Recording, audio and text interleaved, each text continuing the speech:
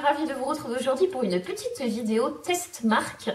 Et cette fois-ci, j'ai eu envie de retester encore une marque à petit prix. Il s'agit de la marque Max Brand qui est vendue, donc c'est la marque de chez Action, la marque de maquillage.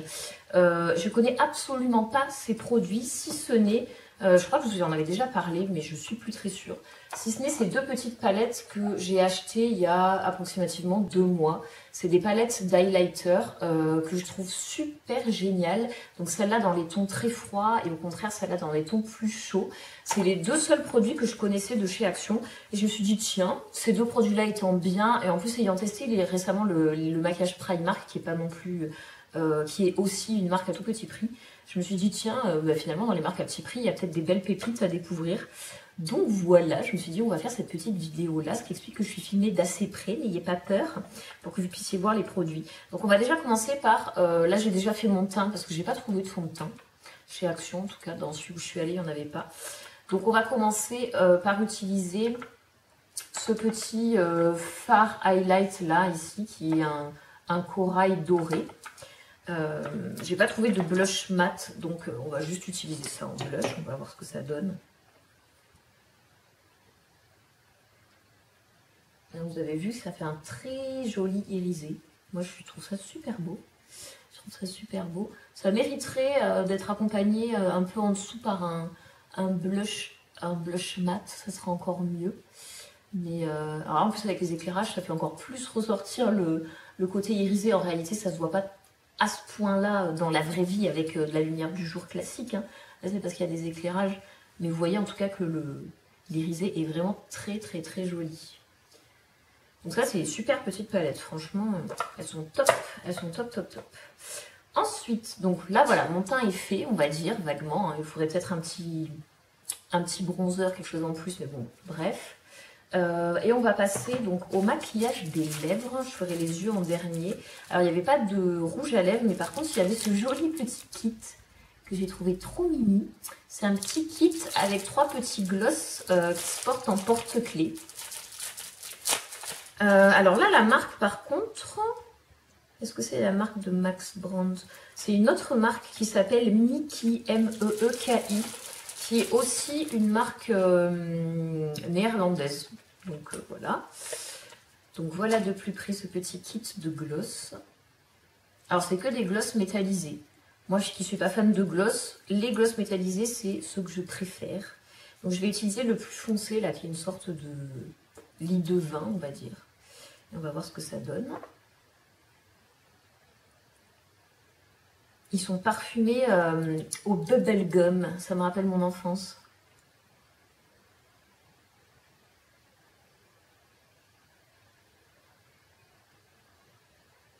Ils sont quand même pas trop mal pigmentés. Alors, vraiment, cette odeur, c'est un peu bizarre. Hein. On a vraiment l'impression de se passer du chewing-gum à la fraise sur la figure. C'est un peu étrange. Mais bon, c'est pas non plus affreux. Hein. Donc, franchement, pour des petits gloss, ils sont très mignons. Il n'y a rien à dire. Le fini métallisé, du coup, ça renvoie bien de la lumière. C'est joli. C'est un peu pigmenté, mais pas trop. Ça peut très bien être utilisé un peu comme des baumes à lèvres. Donc, je trouve ça plutôt mignon. Même à passer, si vous portez un rouge à lèvres mat, dans la journée vous sentez que vos lèvres commencent à se dessécher. C'est assez sympa d'avoir pourquoi pas ça dans son petit sac à main. Ouais, voilà, bon, c'est des petits gloss, il n'y a rien à dire, ils sont mignons. Ils sont mignons et moi ce que j'aime dans les gloss, c'est le fait qu'ils soient lumineux et là c'est le cas. Donc il n'y a rien à dire. Sur le côté collant, ça va, franchement, c'est pas affreux, loin de là. Donc très chouette, très très chouette. Ensuite, on passe aux produits pour les yeux. Et d'abord, j'ai pris... donc, c'est aussi la marque Meeki. Et c'est donc un primer pour ombre à paupières. Donc, il s'appelle Eyeshadow Primer Hydrating Prime and Boost. Ça fait 10 ml. Donc, un joli petit tube bleu. Au niveau de la texture... C'est assez blanc déjà comme ça.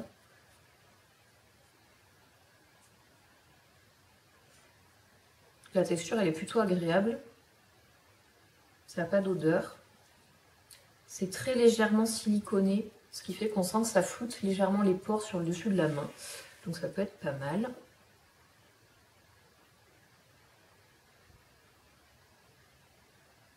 Par contre, c'est un peu long à... Ça met un peu longtemps pour pénétrer sur la paupière. Mais bon, c'est pas forcément très gênant, à moins d'être très pressé. Alors, au niveau de la couleur, c'est pratiquement transparent. C'est un tout petit peu plus clair que la couleur de ma peau, mais à peine. Et c'est vrai que ça floute les pores, ça a un effet légèrement lissant, sans doute dû à la présence de silicone. Donc c'est pas mal, ça a l'air pas mal. Donc évidemment, pour tester avec ça, j'ai acheté, si c'est nul, je vais être un peu déçue quand même. Mais bon, vu le prix, ça n'a rien de catastrophique. J'ai acheté cette palette-là. Donc ça, c'est la marque Max & More, donc de Max Brand, là, la marque néerlandaise qu'on trouve tout le temps chez Action. Il y avait 3 coloris différents pour le même type de palette. Une dans les tons marron chaud, une autre dans les tons marron froid. Et celle-ci qui était plus colorée. Alors comme des palettes de nude, moi j'en ai plein. J'ai eu envie justement de tester une palette avec des couleurs. Je ne l'ai même pas ouverte encore. Donc ça se présente dans un boîtier en plastique léger, très cheap. Hein, ne nous le cachons pas. Et à l'intérieur... Alors, j'enlève les petits pinceaux, sinon de toute manière, ils vont tomber quand je vous les montrer. Voilà, on a alors 3 x 4 et 4, 8, 24 petits fards. Donc, c'est dans des tout petits pans, hein, c'est petit. Hein.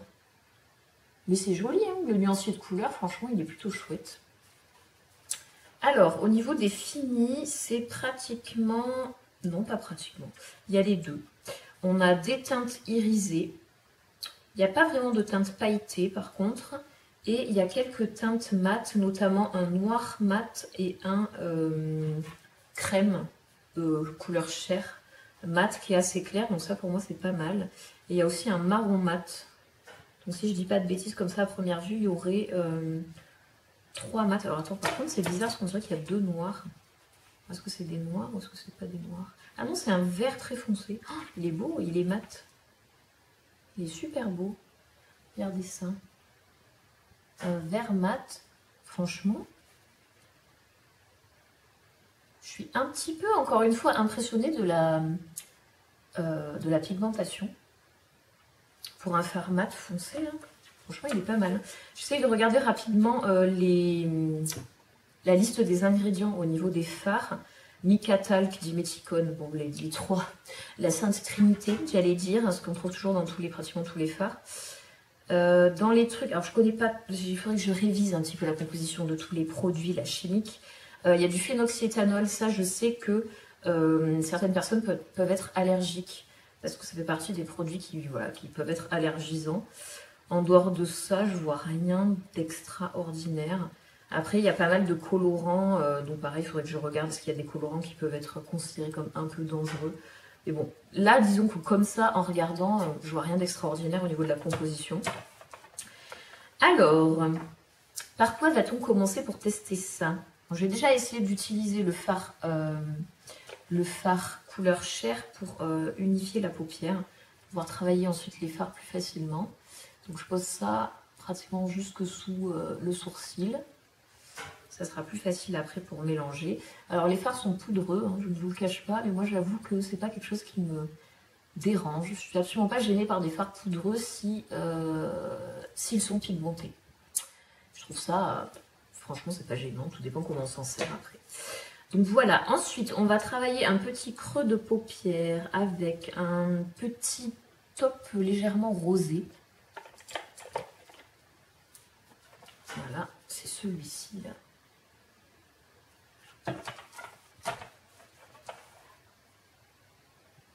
Moi je vais devenir dingue, hein, si à chaque fois que je teste des palettes comme ça, je les trouve bien. J'ai commencé à me demander pourquoi je claque toujours 50 € à chaque fois qu'il y a une palette d'Urban Decay ou de Kat Von D qui sort, vous voyez. Je commence un petit peu à me poser des questions. Alors, la couleur est absolument magnifique. C'est un espèce de marron rosé. qui me rappelle grandement les teintes qu'on peut trouver dans la Naked 3. Donc c'est tout à fait le genre de teinte que j'aime. Et au niveau de la pigmentation, c'est très bien.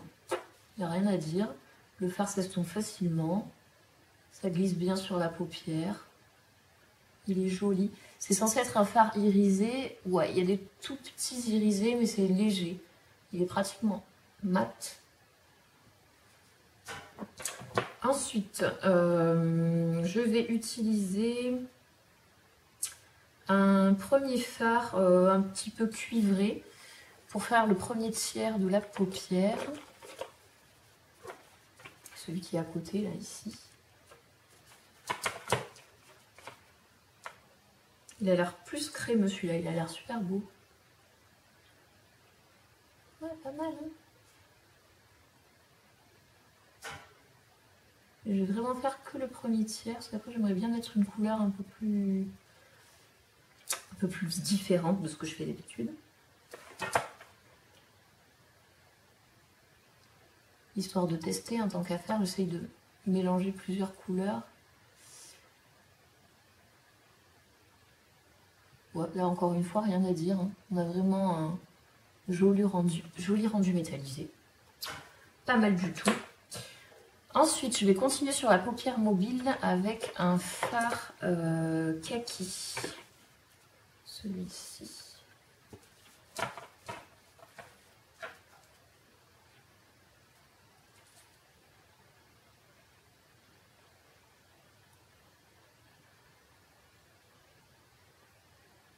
Alors là, il est moins pigmenté, celui-là, clairement. Il est clairement moins pigmenté, ou alors c'est mon pinceau qui n'est pas...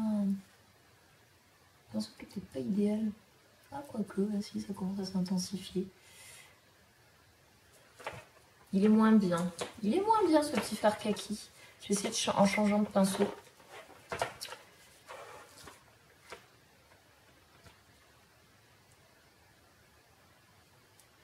Non, ça ne vient pas du pinceau, ça vient du fard. Ce fard kaki est beaucoup moins pigmenté que le fard cuivré.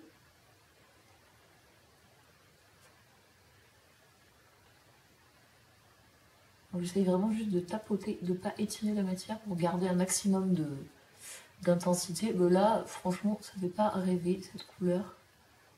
C'est vraiment hyper léger.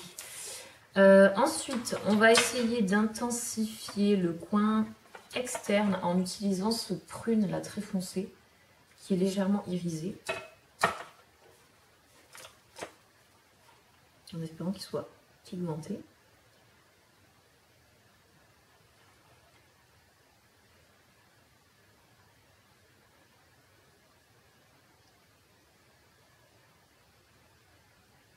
Et je remonte un petit peu dans le creux de paupière.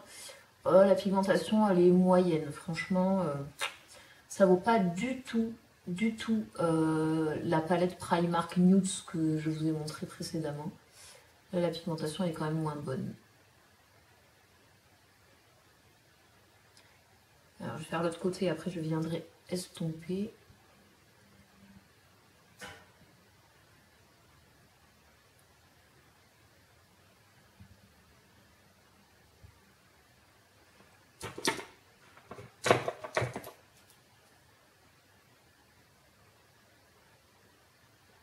Les fards se travaillent pas trop mal, hein, franchement. Les fards se travaillent pas trop mal. Par contre, ouais, au niveau de l'intensité, c'est quand même pas... c'est pas fabuleux, hein, franchement. Mais bon, en même temps, vu le prix dérisoire de la palette, pour les très petits budgets, ça permet quand même d'avoir pas mal de couleurs différentes, voilà. À un prix très raisonnable. Si je n'avais pas de chaîne YouTube, franchement, je l'aurais pas acheté. Et j'aurais eu raison, parce que ça reste quand même... de la qualité extrêmement moyenne. Extrêmement moyenne. Après, le résultat est plutôt joli. Hein. Le résultat est plutôt joli, mais bon, ça reste... ouais, les couleurs sont quand même pas extraordinaires. Je vais juste tester au doigt pour voir si l'effet est pareil. En utilisant une couleur un peu peps que je voudrais mettre au centre de la paupière mobile. Donc, je vais prendre carrément, allons-y franco, un joli turquoise. Il est plutôt bien pigmenté celui-là par contre. Il est plutôt pas mal. Beaucoup plus pigmenté que le petit kaki. Et je pense pas que ce soit parce que je le passe au doigt. Vraiment, on le sent que la texture du fard kaki, elle est beaucoup moins bonne.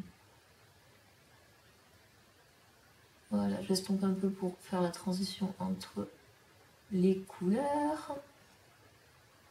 On dirait un perroquet. Non, mais après c'est joli, hein. C'est mignon. Le dessous de l'œil, je vais le faire avec cet autre violet là. Juste sur le premier tiers externe.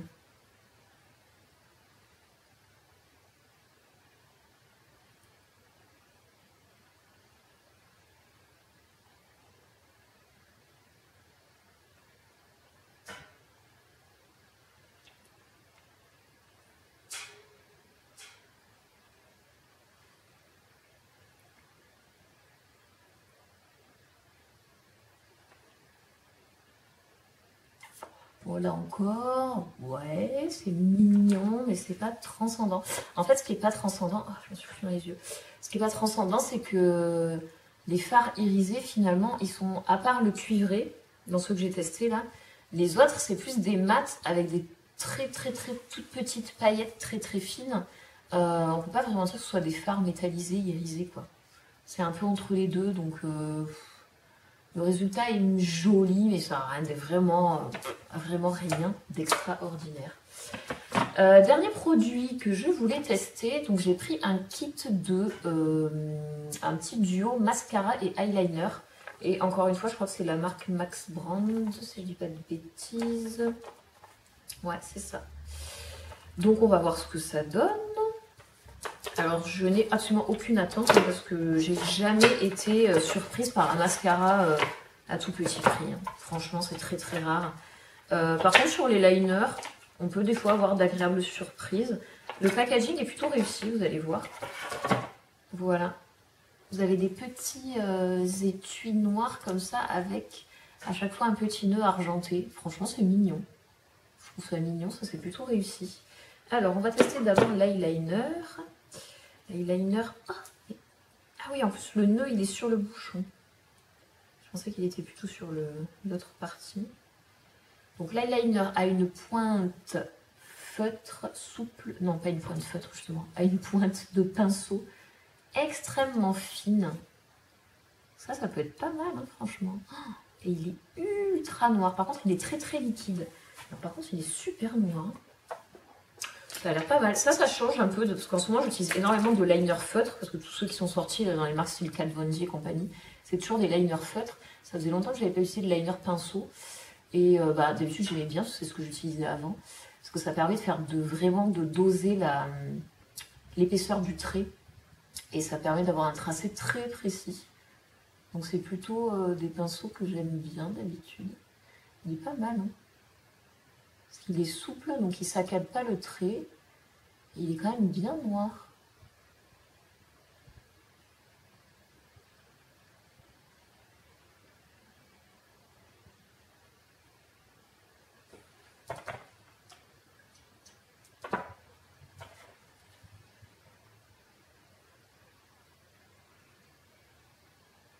Alors par contre, si vous n'êtes pas une experte du liner, je pense que c'est plus difficile d'utiliser un pinceau que d'utiliser un feutre. Vous aurez peut-être un peu plus de mal, encore que... Bon, après, c'est une question d'habitude.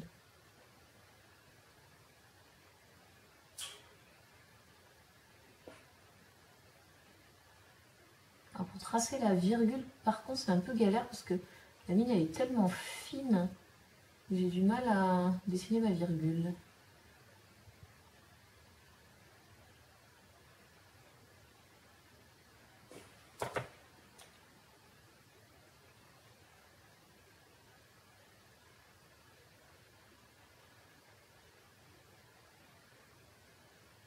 Bon, on va dire que c'est bon. En tout cas, c'est hyper opaque. Je vais rectifier un tout petit peu le trait ici.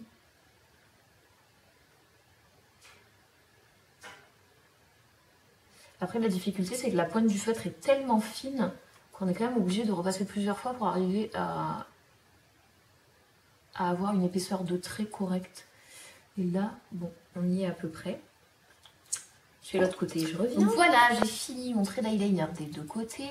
Franchement, pour le prix, c'est quand même franchement pas mal. Hein. C'est franchement pas mal. C'est pas hyper facile à appliquer parce que c'est un liner vraiment, j'allais dire, classique, un peu à l'ancienne, avec le petit pinceau très fin, le liner très liquide. Donc c'est pas ceux qui sont les plus faciles à utiliser, mais par contre le résultat, il est bien noir. C'est plutôt bien, c'est plutôt un bon produit, je trouve. Ensuite, donc, on a le mascara donc, dans le même petit packaging, plutôt mignon. Alors, la brosse, déjà. Alors, c'est une brosse en petit picot là, de silicone qui ressemble à la brosse du... je crois que c'est Zeril de Benefit, si je ne dis pas de bêtises. C'est vraiment tout à fait le même genre de brosse. Qui ne sont pas moi mes brosses préférées a priori, mais bon, on va voir ce que ça donne, sachant que j'ai les cils très courts, donc ne vous attendez pas dans tous les cas à un résultat spectaculaire, parce que ce n'est pas possible avec mes cils, mais bon, je vous dirai déjà par rapport aux autres mascaras que j'utilise, si ça me paraît correct ou absolument lamentable. Parce que alors, vraiment, en mascara, c'est quand même rare d'être surprise par des marques à petit prix, je trouve. Hein. Ça fait partie des produits où... généralement, les mascaras chers, c'est souvent les meilleurs, malheureusement. On trouve quelques petites pépites de temps en temps au supermarché, mais c'est quand même relativement rare. Alors, ce petit mascara, qu'est-ce que je peux vous dire? Il sépare très bien les cils grâce à sa petite brosse en picot. Ça, c'est vrai. Donc, il a tendance à bien allonger les cils. Donc, pour ça, c'est plutôt pas mal. Par contre, il ne fait pas de volume. Pas du tout. Il fait pas du tout de volume. Alors, ce qui est bien, c'est qu'il discipline les cils. Donc on arrive bien à les maquiller bien un par un, les définir. Par contre, ouais, il fait quand même vraiment très peu de volume. Donc c'est un bon mascara pour les filles qui, contrairement à moi, ont les cils bien fournis. Je pense que c'est un mascara qui est suffisant, si vous voulez. Après, si vous recherchez vraiment à volumiser les cils, ça ne sera pas forcément le mascara le plus adapté. Par contre, du coup, pour les cils, là en bas, il est très pratique parce qu'il ne fait pas du tout de paquet. Donc le résultat est vraiment joli. Alors peut-être par contre qu'en le laissant un tout petit peu vieillir, si sa texture était un petit peu plus épaisse, il ferait un petit peu plus de volume. Alors moi, par contre, il y a un truc que j'aime pas, mais c'est comme sur toutes les brosses. Je trouve que les brosses Picot, là, c'est quand même un peu agressif. C'est pas très doux au niveau des yeux, je trouve quand même d'utiliser des brosses comme ça. Je préfère les brosses en poil classique, là. Je trouve que c'est moins dur au niveau de la paupière. On n'est pas censé se rentrer la brosse dans l'œil, hein, je suis d'accord avec vous, mais quand même, la sensation, là, je trouve ça raide en fait. Je trouve ça raide ce genre de brosse. Après, c'est vrai qu'au niveau de la séparation des cils, franchement, c'est vraiment pas mal. Hein. Voilà, et bien écoutez, voilà le petit look final réalisé avec tous ces produits de chez Action. Franchement, on peut se maquiller sans aucun souci avec ces produits-là. Si ce n'est peut-être pour les filles qui sont allergiques, j'ai aucune idée de la composition exacte de tous les produits. Je vois par exemple le mascara, l'eyeliner, je n'ai pas encore regardé les compositions. Je vous mettrai en barre d'infos si je remarque des trucs un petit peu chelous à l'intérieur. Mais le résultat est mignon. La pigmentation des fards fait que voilà, c'est plutôt du maquillage à porter pour la journée.